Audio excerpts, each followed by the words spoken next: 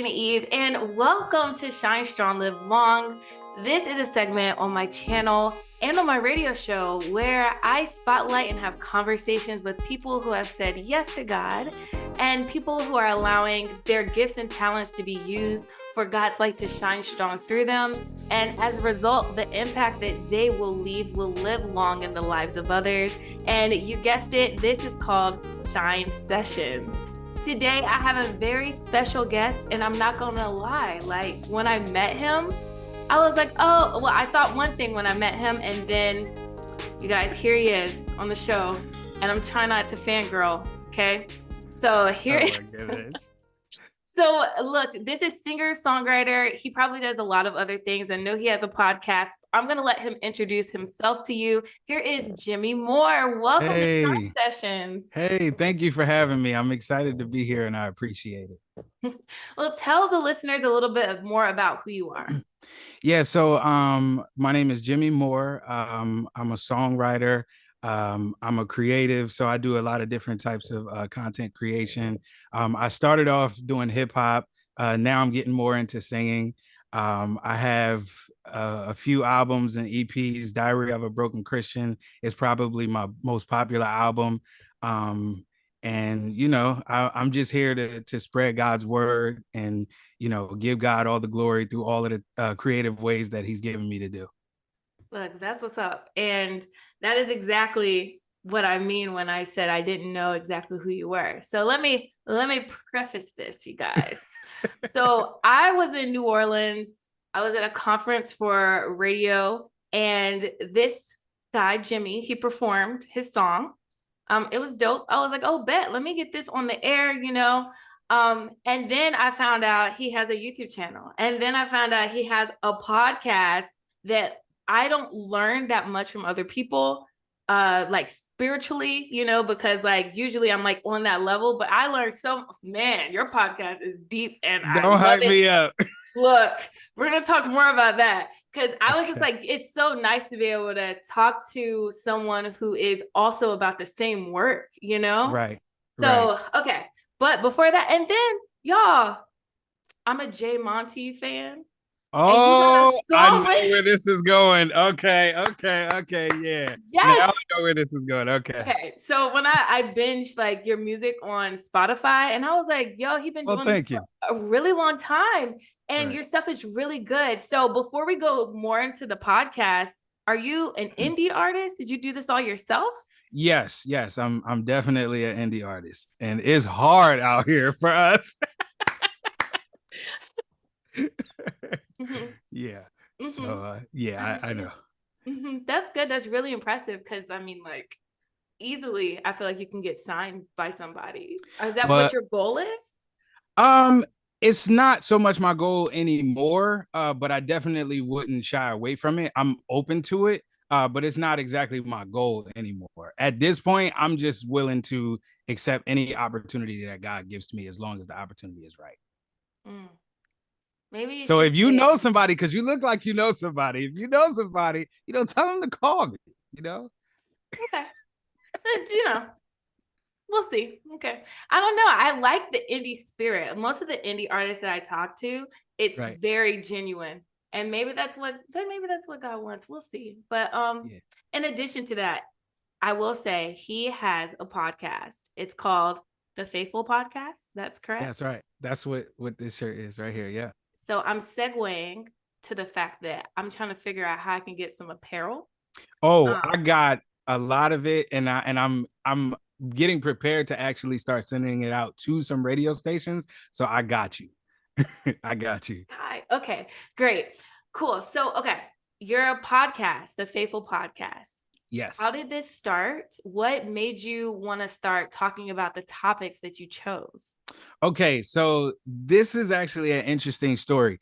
What initially got me into podcasting was the fact that I'm very much a preacher at heart, which is weird because I come from a family that's not religious.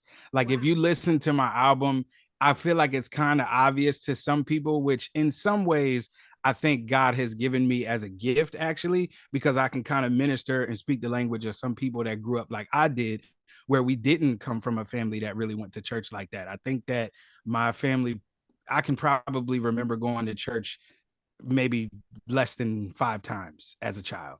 So I came from a household where we believed in God, but not in a sense of having like a religious foundation.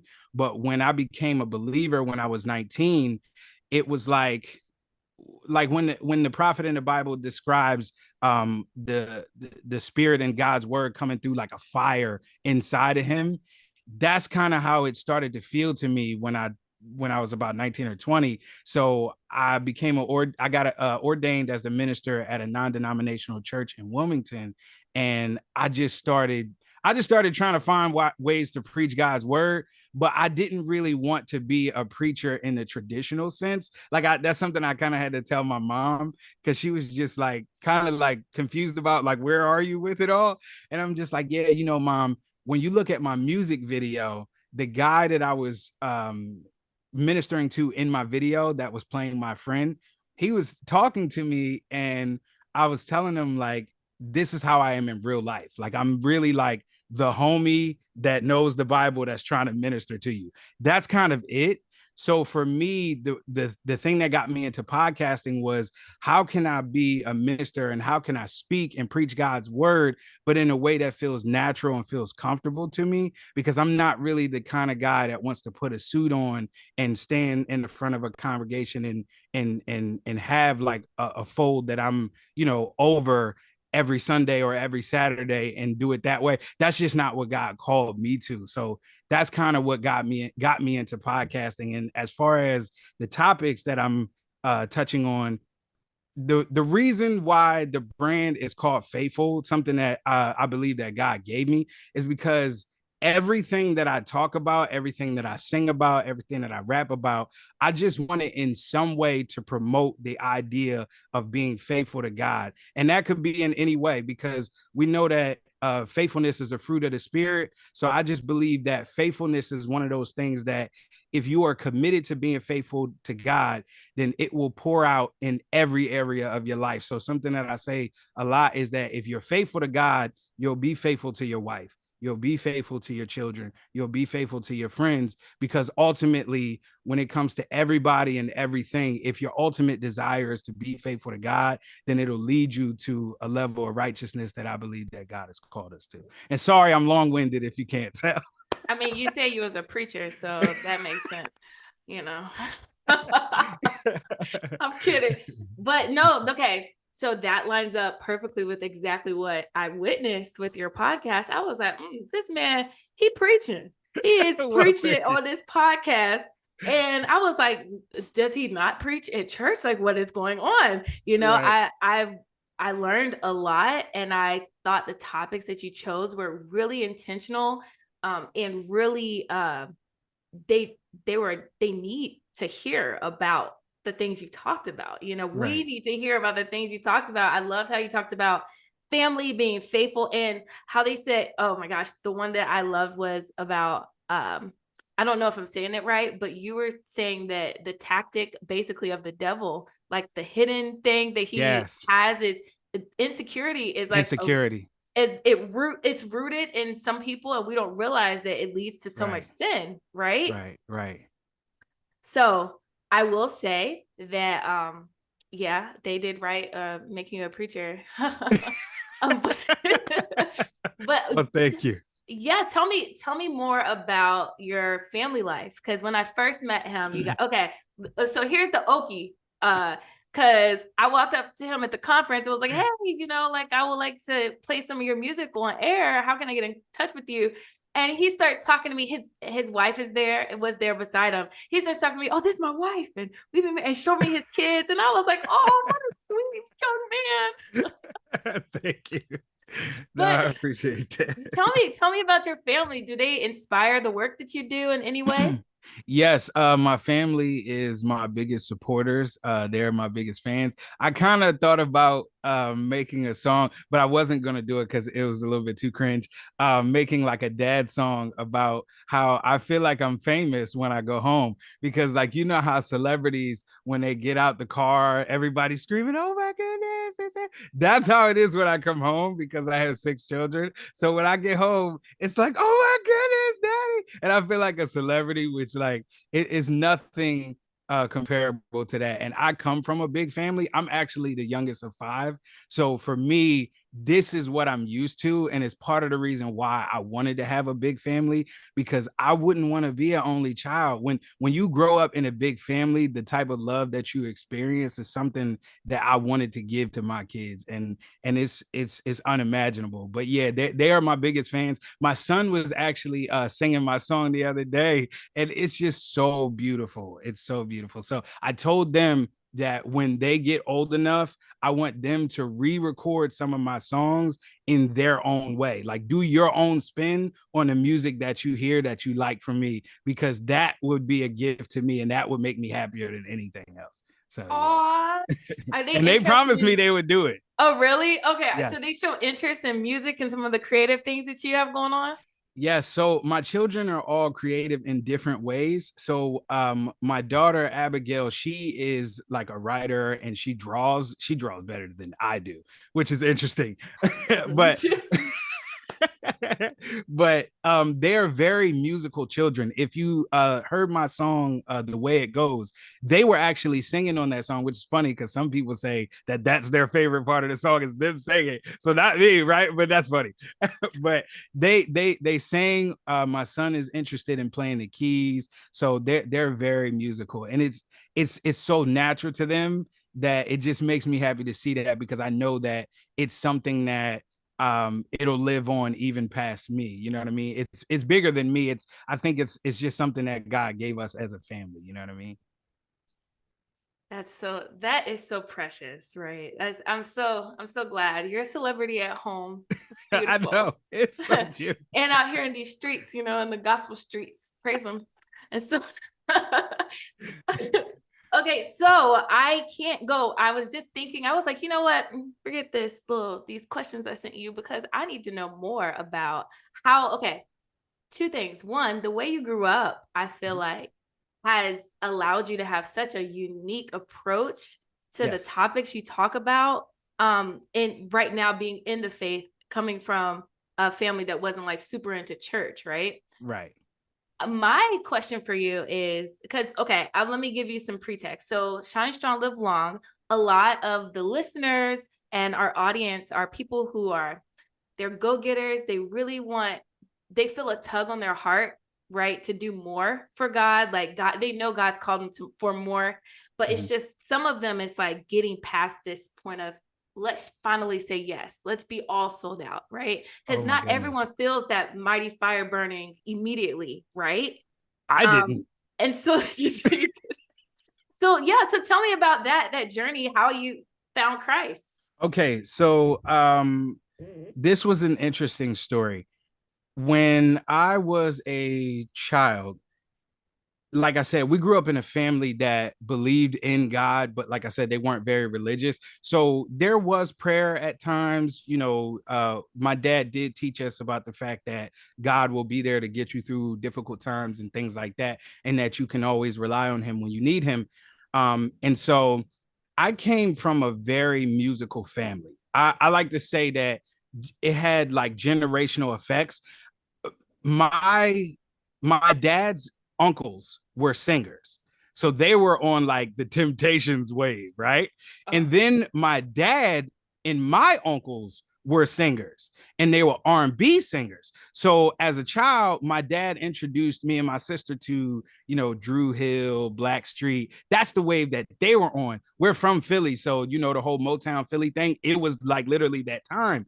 So that's the kind of family that I grew up in. And my oldest sister went to high school of performing arts, so she was like like a performance arts singer. And my dad basically pulled us together almost like a group, and like the Jackson 5, like that was like really my house, like in real life.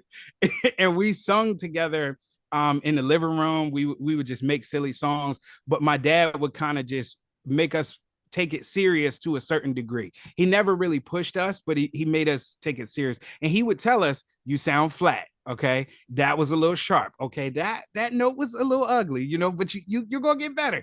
So one thing that my dad did, because my dad was an R&B producer and songwriter. So he had an ASR 10, which is one of the beat making machines that a lot of the producers used in the 90s. And he sat me in front of it when I was 9 years old and literally taught me how to use it. So I'm just using it for fun. But at that age, here comes my first story of insecurity. I grew up in Philly, so it was a little rough in the neighborhood that I grew up in.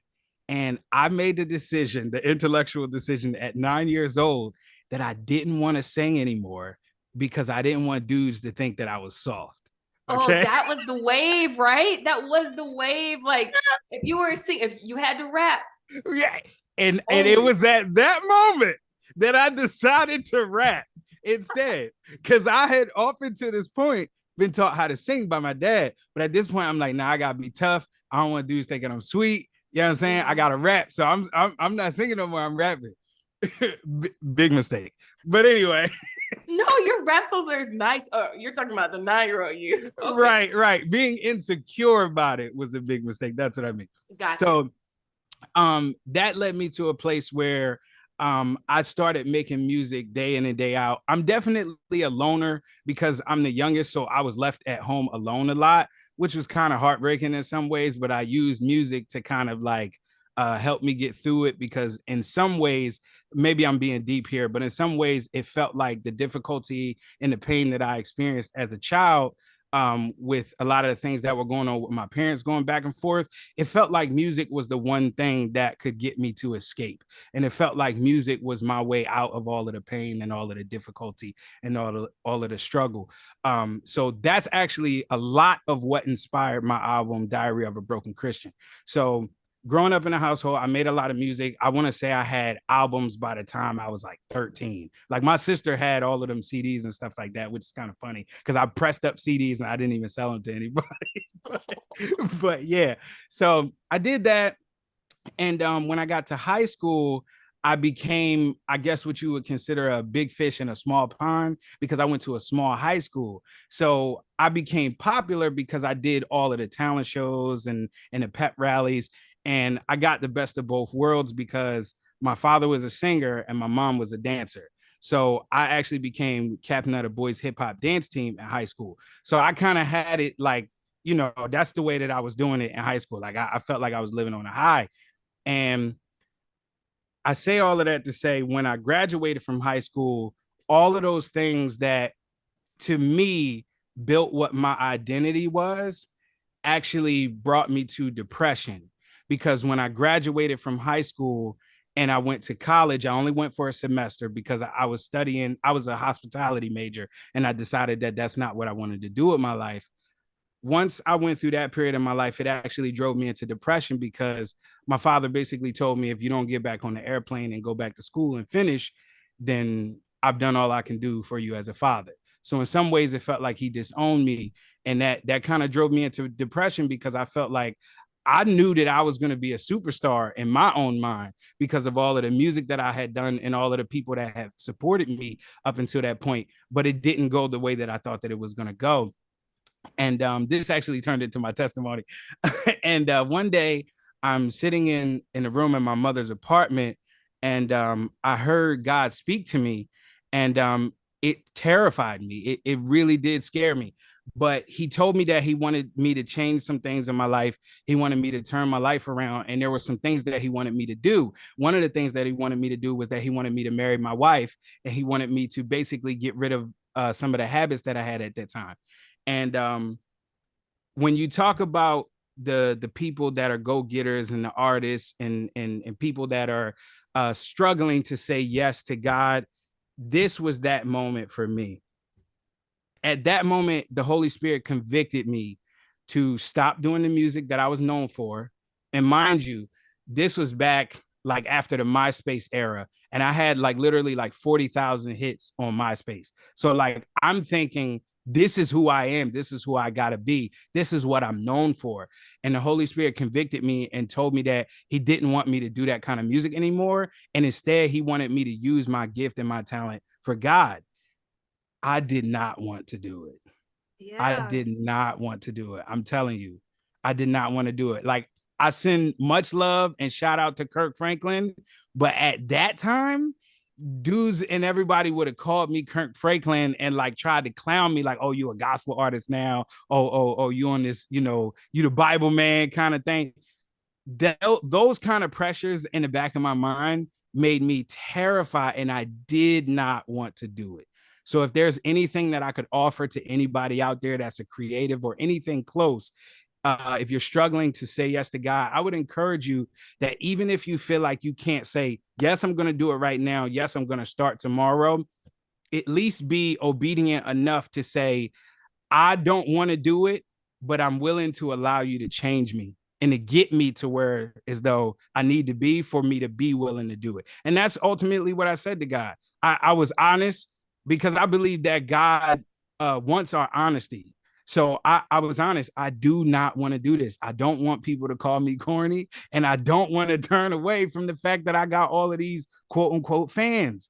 But I know that I have to be obedient to you. I know that you're calling me to something different, and I can't pretend that I don't hear your voice. I can't pretend that I don't feel your conviction. I do not want to do this, but get me to the place, God, where I'm willing to do it. And slowly but surely, a little bit by little, he got me to the place where I was comfortable with proclaiming Jesus to whoever was listening for the sake of advancing the kingdom. And I'll tell you, it was a difficult process. Wow. I'm sorry. No, like I'm a little bit of a talker. No, that was amazing. Like, I know, let me get my words right, because so much was going through my head. First, that was an amazing testimony. Because that's exactly like, wow, that's how God does it, right? Like, and it's so true. Because, okay, we have these talents and we can choose to use them because we have free will in whatever way we want, right? But there comes a time where the Shine Sessions is about us allowing God to show us what he wants us to do with those gifts and talents, right? And the flip side of that is that is the impact, right? That's the impact that will live long after we're gone, right? Because the music that you're putting out there, the seeds that you're sowing into your children and to everyone who's listening, that will live on, after we're done, but unfortunately that doesn't happen on the secular side of things, not the positive things. So thank you for saying yes. I will say that, God, and yes, I learned is an everyday thing. Amen. You got to die daily. Yeah, that part should be underlined in the Bible because it's woo. I know. I know. Yeah. So, but look, it means so much because now I feel like the more people that say yes, the more people that say yes. You know what I'm saying? Right. So thank you for sharing that and being transparent. And even with just all the things you're putting out and using that creativity and allowing those juices to flow through you, that's good. You're doing evagelism, man. Thank you. Good job, brother. Thank you. It was not easy. Don't let me sit here and take credit because I told you God had to do it. He had to change a lot. And it was a huge transformation. And I'm grateful for it. I'm very grateful for it. It's not for the weak. No, it's not. But okay. So I want to get into your new single, Shoulder to Cry. Yes. It's giving Chris Brown. No, I'm kidding. Everybody says that. I know why. It's actually my fault. I understand. I listened to a lot of him in high school, so I get it. Yeah. And he's giving us in high school Chris Brown. That's what I'm feeling. Like, I showed my friends and I was like, yo, what song? Who does this remind you? But that's good because I mean, like, the style is Chris Brown, but the message ain't. The message is totally Jesus. So you write your own music? Yes. I mean, I've been songwriting since I was like 7. So for me, it started off where I basically plagiarized all of my favorite artists as a child. And then I got to the point where I wanted to tell my own story. So it became easier for me because when you're writing music, it's just my opinion, but I think it's actually significantly easier to write if you're just telling your own story. So like the first song on my previous album is called Soldier. That's a lot of people like that song. That song was very easy to write because all I did was talk about my experiences from childhood trauma and things that God brought me through. So I think when you approach music like that, it's not really difficult. At that point, all you have to do is choose a style and a format that you want to deliver it in. You know what I'm saying? Yeah, I do know what you're saying. That's what my pastor says about when you have to preach and you don't know what to say. It's so much Right. easier. Just tell your testimony, tell your Right. own story. What did God do for you? And he'll just, Right. Right. it'll all work out. So your single, Shoulder to Cry, is a banger. Okay. Thank you. Thank And you. so, but I mean, you have so many other songs out there that I'm now just getting on this train. I'm happy about it though. Okay, so that song is a banger. You guys, y'all need to listen to it and check it out. And I'll definitely have it linked somewhere around this video in the description. Thank you. We're going to make sure that we support our indie Christian artists. Thank you. Okay. Okay, Thank guys. you. I That means appreciate that. financially, not just Thank you. streaming. So buy it. Thank you. So, okay. Before I ask how we can connect with you, real quick, do we have more music in the works? Yes. The timing of this wasn't planned, but I want to say I have a single coming out next week. What? Yeah, it's actually been submitted to be published for like a month now. I submit my music ahead of time, but I didn't know we were gonna have this interview. So yeah, I have another song coming out very very soon. It's definitely going to give you a lot more of that R&B vibe that we were just talking about. In a nutshell, what I'm doing is I'm actually transitioning my style of music because for me, hip hop is natural to me because it's something that I've done since I was probably 9. So it's easy for me to tell stories, but I'm a very emotional person and it's easier for me to be expressive emotionally with singing. So sometimes there's ways for me to express things musically by singing that I can't necessarily do with hip hop. So I'm moving more onto that side. I'm still gonna do freestyles and things like that. But yeah, I'm moving more into singing. So pray for me because I feel like I'm not a great singer. I'm comparing myself, Jonathan McReynolds says comparison kills, but I'm comparing myself to my sister and my dad because that's who I grew up with. And if they heard me sing right now, they would say, all right, come on, you gotta tighten this up a little bit. So when I got off stage and I met you, I felt so defeated because I couldn't hear myself on the stage. So I felt like I did poorly. No. And I'm trying, but I'm getting there. So pray for me, please. And brother, you would be in my prayers. You can always give him a little Drake, you know what I'm saying? Just spit a little. well, no, I like if I'm gonna go, I want to either go all the way or go home. That's how I'm coming with it. So I want to sing if I'm, you know what I mean? I know what you mean. I'm doing too much. Right, no. Let's go. See, you don't get me riled up because I do a lot too. So we're gonna. Well, that's cool. That's cool. We got 2. My sister calls me a do too mucher. So we got 2 do too muchers in the room. So this is power right here. And 2 hot mics. Right. I messed it up. That's funny. Okay. So look, how can we connect with you? Do you do shows? Do you travel? Yeah, well, right now, like I said, I'm an indie artist, so I'm kind of taking any opportunities that come to me. You can find me on Instagram at _Jimmy Moore. That's my social with Instagram and TikTok. I have my own YouTube channel. You can find me youtube.com/@Jimmy Moore. That's where I have the Faithful podcast and everything like that. And what I'm doing is I'm actually gearing up for season 2 of the podcast. This one is going to be a lot better, I think.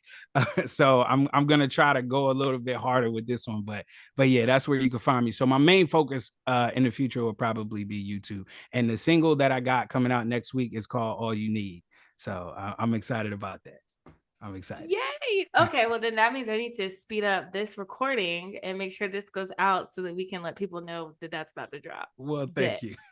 Bet. Okay, because I love to support whatever we're doing Right. for the kingdom. We support I them, okay, appreciate guys? it. That's right. That's All right. right. Well, look, thank you so much, Jimmy Moore. Do you go by Jimmy or Jimmy Moore? Like, does it? Whatever you want to call me is cool. All right, brother. Yeah. I'm kidding. I'm All stop right, saying. brother. I'm gonna call you brother. All right. Okay. Thank you so much for being a guest on Shine Sessions. Hopefully, we can come back and do this again in the future when more music comes out. You know what I'm saying? Absolutely.